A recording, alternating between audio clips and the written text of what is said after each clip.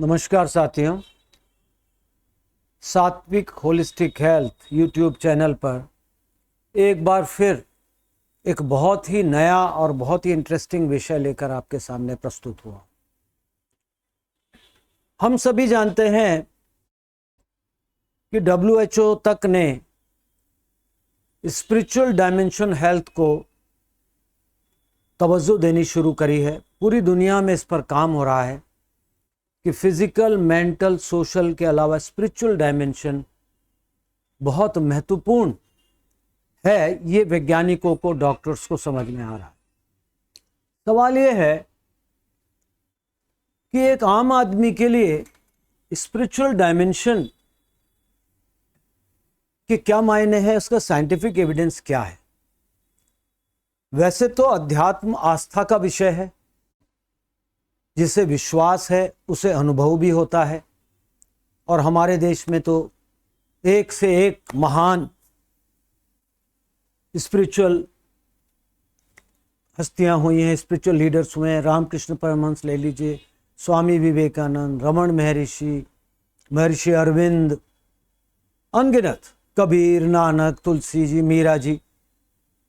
मगर जो एक तार्किक दिमाग है, जो एक यंग बच्चा है या बच्ची है, स्टूडेंट है, जो कहता है भाई मैं उस तरह की आस्था तो है नहीं, तो साइंटिफिकली क्या कुछ इसकी तरफ काम हो रहा है? हाँ, बहुत काम हो रहा है, और पिछले 50 सालों में तो बहुत काम हुआ है। तो ये जो scientific spiritual dimension of health scientific evidence, इसको मैं कई भागों में आपके सामने रखूंगा। आज का जो पहला एपिसोड है, पहला जो हमारी ये प्रस्तुति है, वो है near death experience. Near death experience, Hindi में इसका अगर कहें, एग्जैक्ट तो नहीं हो सकता, मृत्यु निकट अनुभव। यानी वो लोग जो अस्पतालों में या घरों में या सड़क पे कहीं पे भी मृत्यु घोषित कर दिए गए, डॉक्टर्स ने कह दिया दिल की धड़कन भी नहीं, ब्रेन एक्टिविटी नहीं, कुछ नहीं, और वो जब किसी भी कारण से जब जीवित हो जाते हैं, पुनर्जीवित हो जाते हैं, तो जो वो बताते हैं उसको कहते हैं नियर डेथ एक्सपीरियंस। और उसके ऊपर पिछले 50 सालों से कार्य हो रहा है। मेरी आज की प्रस्तुति उसी की तरफ एक प्रयास है। उम्मीद है आपको अच्छा लगेगा। क्या रिसर्च है? क्या नियर डेथ एक्सपीरियंस एक कल्पना ही है? क्या वो उस समय, क्योंकि मरीज का ब्रेन में ऑक्सीजन कम हो जाती है वगैरह वगैरह, कोई कहता है ऑपरेशन थिएटर की लाइट्स दिखती हैं, क्या वो सब है? या इसके पीछे कोई तथ्य है, कोई इसके पीछे इशारा है कि मृत्यु के बाद क्या घटना घट सकती है? ये एक बहुत महत्वपूर्ण विषय है, उस पर मैं आपको थोड़ा सा। अब ये देखिए, न्यूज़पेपर में अक्सर ऐसी कटिंग्स आती रहती हैं, मैं उनको रख लेता हूं जो मुझे साइंटिफिक लगती हैं। अब ये देखिए, एक अद्भुत घटना, ये फ्लोरिडा के बोको रोटोल रीजनल अस्पताल में रूबी क्राउपेरा नाम की एक महिला दाखिल हुई, 40 साल की, और प्रसव के दौरान अचानक उसकी दिल की धड़कन बंद हो गई और 45 मिनट्स तक, 45 मिनट तक उसकी दिल की धड़कन बंद रही। डॉक्टर्स ने तरह तरह के प्रयास किए जो करते हैं, कार्डियो रेस्पिरेटरी रिससिटेशन, CPR, उसके अलावा कार्डियोपल्मोनरी रिससिटेशन, उसके अलावा बिजली के झटके जैसे आम भाषा में कहते हैं, वो सब। मगर अंत में डॉक्टर्स ने हार मान ली, और उस हार मानने के बाद वो जीवित हो गई, और वो बिल्कुल नॉर्मल, उन्होंने फिर नॉर्मल जीवन जिया उसके बाद, जितने तक की रिपोर्ट है। तो ये अपने आप में एक आश्चर्य की बात है। कहते हैं किसी को समझ नहीं है, डॉक्टर ने कई बार बिजली के झटके दिए, सब कुछ बेअसर रहा, जब धड़कन लौटी तो डॉक्टरों को समझ में नहीं आया है कैसे। तो ऐसी घटनाएं हो रही हैं, ऑन रिकॉर्ड है। ये बड़ी इंटरेस्टिंग बात है। रैट्स के ऊपर बाकायदा अध्ययन किया गया, उनके एक्सपेरिमेंटली उनको ब्रेन को डेड कर दिया गया और उसके बाद उनकी ब्रेन में हाइपर एक्टिविटी रिकॉर्ड की गई। कह रहे हैं now science tells us the experience could be real for those individuals. किन इंडिविजुअल्स के लिए? जिनको हमने मृत घोषित कर दिया, जिनका ब्रेन डेड हो गया।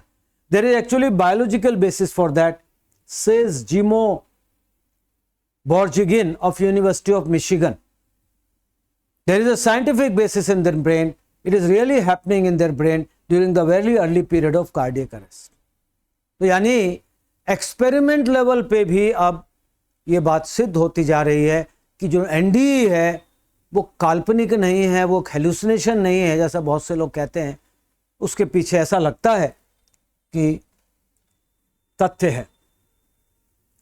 उसी जो पहले मैंने न्यूज़ बताई थी उसी का एक पेपर में आया था, light at the end of tunnel. मैं आपको बताऊंगा अभी कि सबसे common, one of the common description NDE का है कि उन्हें एक टनल में से जाना होता है और उसके प्रकाश दिखता है उसके and.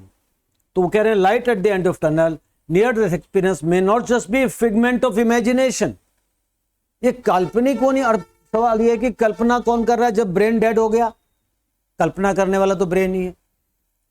For the first time science observe brain activity in dying rats that may shed light on the mystery of human near death experience. The near-death experience reported by the cardiac arrest survivors worldwide may be grounded in science.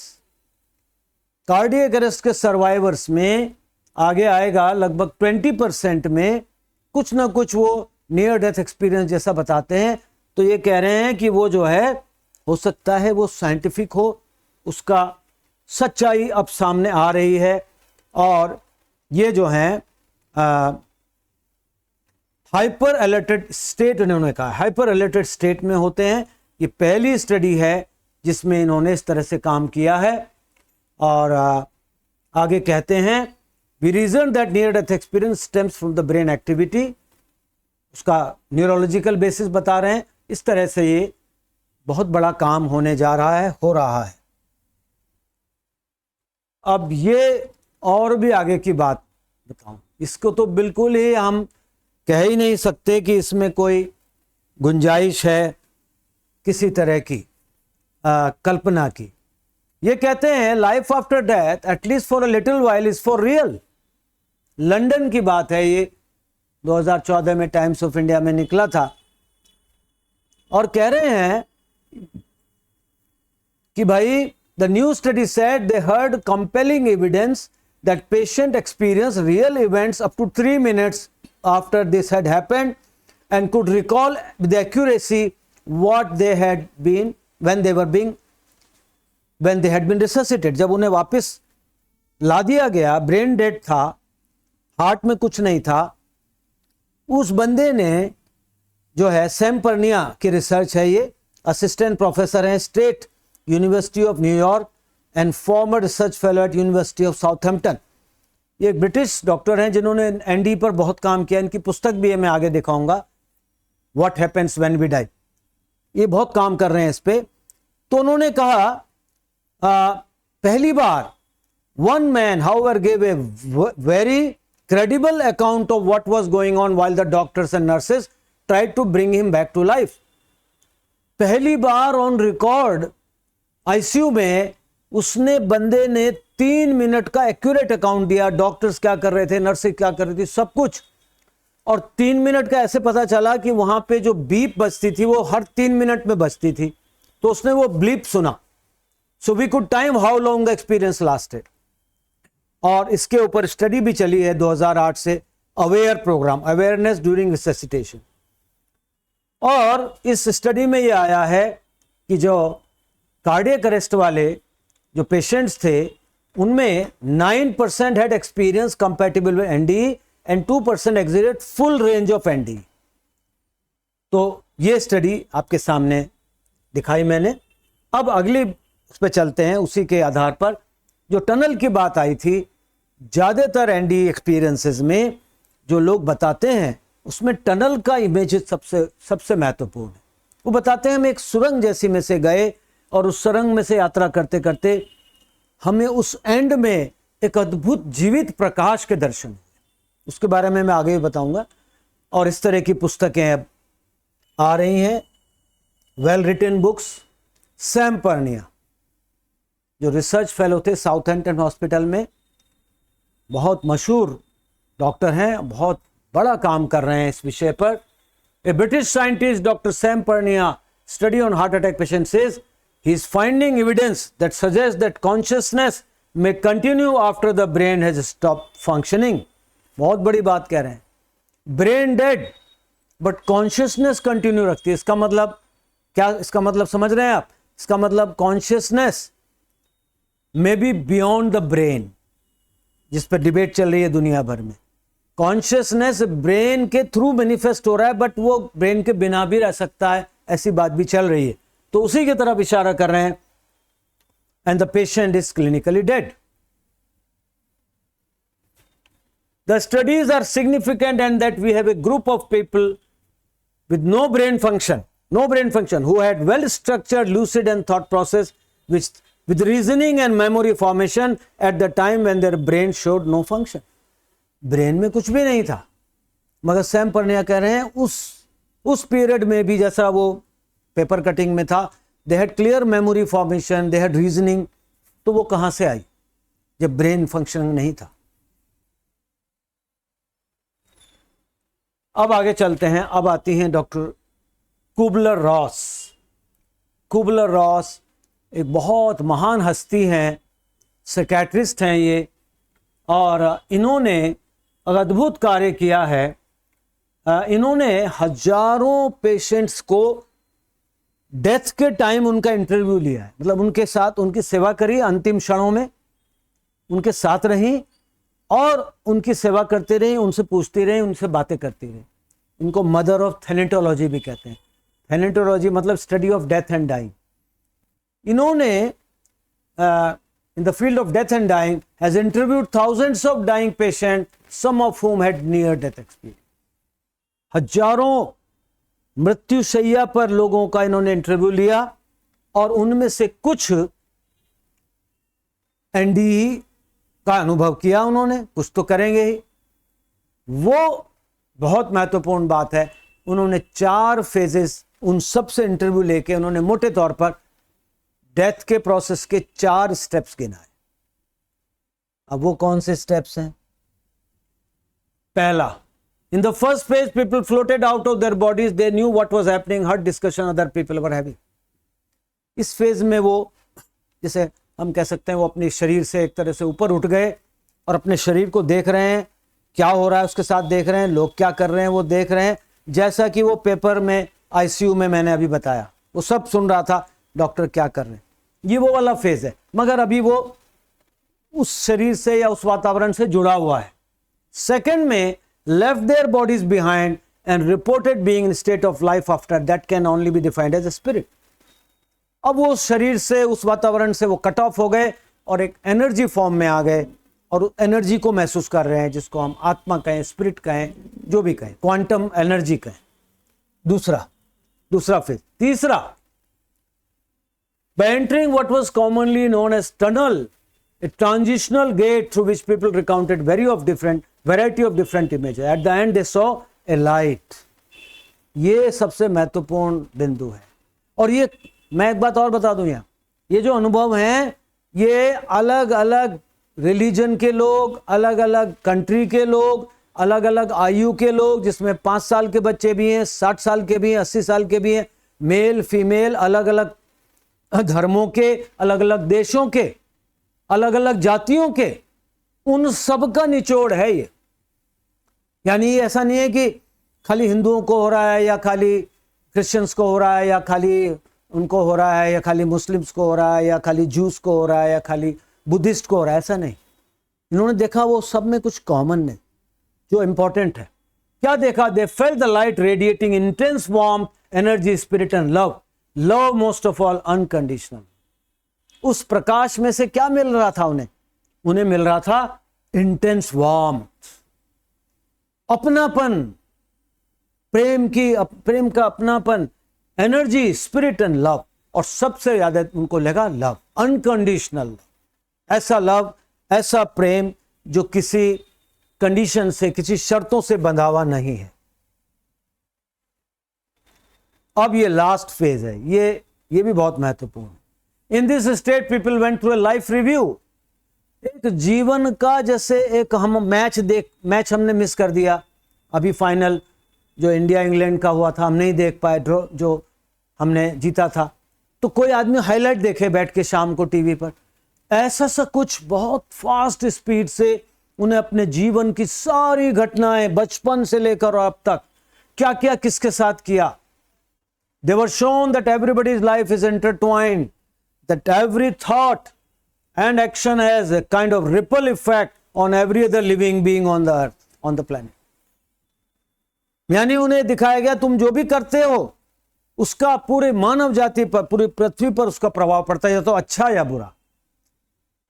और हर चीज का एक कहना चाहिए law of cause, जिसे हम कहते हैं ना एक्शन एंड रिएक्शन, वो वाली बात वो उनको दिखाया। तो वो 4 फेजेस मैंने आपको बताए, उन 4 फेजेस से लॉ ऑफ कर्मा भी स्थापित होता है कि जो भी हम कर रहे हैं, जो भी हम अच्छा बुरा कर रहे हैं, वो कहीं ना कहीं हमारे साथ जाता है। वो बात भी इसमें कहीं ना कहीं दिखती है। Scientist explain life after. अब साइंस, बड़े बड़े साइंटिस्ट, नोबेल लॉरिएट्स इस बात को गंभीरता से ले रहे हैं कि ये क्या हो रहा है, ये कैसे हो रहा है। पहले तो उसको मानते ही नहीं थे वैज्ञानिक, अब मानने लगे हैं, तो अब उन्हें नेचुरली वो चाहेंगे कि हम इसको एक्सप्लेन करें। तो उस तरह की भी प्रयास शुरू हो गए हैं। Researchers suggest that human soul does not die, it returns to the universe. वो कहते हैं वो एनर्जी है, तो एनर्जी तो खत्म होती नहीं है, तो वो रिटर्न कर जाती है यूनिवर्स पे। अब doctor Roger Penrose, Nobel laureate हैं, आधुनिक जगत के ही हैं, महान हस्ती हैं। ये क्या कह रहे हैं देखिए इस बारे में। हेमरॉफ पेनरोज आफ्टर लाइफ थ्योरी। हेमरॉफ एक सीनियर एनेस्थेटिस्ट हैं, उनका भी आगे अभी चित्र आएगा, और ये तो नोबेल लॉरिएट। ये क्या कहते हैं, when the heart stops beating and the blood stops flowing through the vessels, microtubules lose their quantum state. Microtubules कहते हैं ये बहुत छोटी छोटी एनर्जी के चैनल्स हैं, जैसे बहुत छोटे माइक्रो, उनमें क्वांटम इंफॉर्मेशन भरी पड़ी है। वो चैनल्स जो हैं वो एक तरह से डिसइंटीग्रेट हो जाते हैं, एंड बट द इंफॉर्मेशन, उनमें जो इंफॉर्मेशन है वो तो डिस्ट्रॉय नहीं हो सकती, it can not be destroyed, so it spreads and scatters through the universe. वो जो क्वांटम ट्यूब्यूल्स में, माइक्रो ट्यूब्यूल में जो क्वांटम इंफॉर्मेशन है वो सृष्टि में फैल जाती है।